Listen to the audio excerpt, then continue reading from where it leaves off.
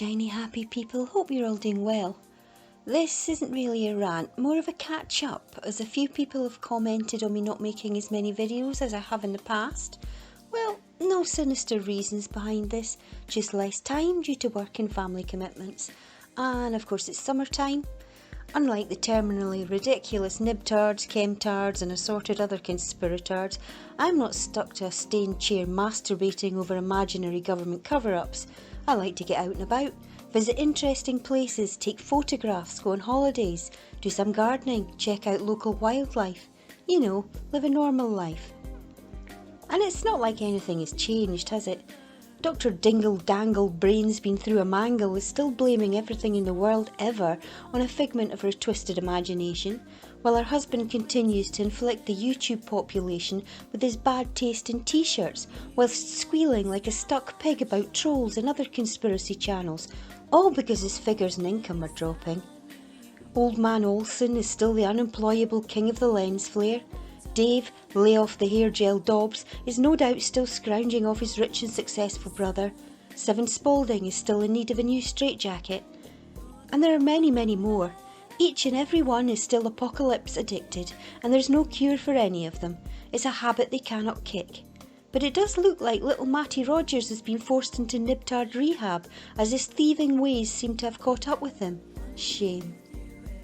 You think any of them actually know or care about the real issues in this world? The damage happening to our planet and to humankind? Oh yeah, I forgot, there's not a climate emergency caused by us. It's that damn Planet X incoming. Not. Do any of them actually give a shit about the plastic problem we're facing, about antibiotic resistance, about racism, misogyny, the erosion of basic human rights? No, of course they don't. These issues are real and reality is something they don't deal in. There's no money or fame in realism. Lies and sensationalism are all they have to offer, preying on the gullible, the vulnerable and the ill-educated, intellectually assaulting them at every given opportunity. Alex Jones was their poster boy, and to what they all ultimately aspire. On a completely unrelated subject, yesterday's 50th anniversary of walking on the moon invoked very warm memories for me.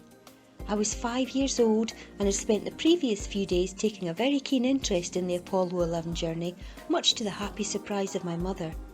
This prompted her to ask me if I would like to be woken up on the night it was due to happen, and of course I said yes. I clearly recall being very excited, so much so it was hard to fall asleep that evening, like a kid on Christmas Eve I suppose. I don't think I'd ever been fully asleep when she came to get me in the middle of the night. I remember creeping quietly out of the room with her so as not to wake my younger brother. I remember seeing Neil Armstrong coming down the ladder from the craft and thinking he looked like a ghost, and all that bouncing around looked so cool. I looked at my mum and could see she had tears in her eyes. Concerned, I asked her why, and she said they were happy tears. Happy because what we were watching was something very wonderful. I knew what she meant. I'd been fascinated by the moon for as long as I could remember, and seeing this happen, seeing people on the moon, was the most wondrous thing I'd ever experienced in my little life so far. And as young as I was, I still recall being utterly captivated by the technology that allowed the men to get to the moon.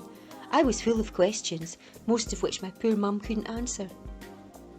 I'm so very glad to have witnessed one of mankind's greatest achievements, especially in these dire times of hate, lies, greed and destruction. 1969 was a time of hope and progress, and I wish, for the sake of my grandchildren, that a time like this will come again soon. Have a good Sunday.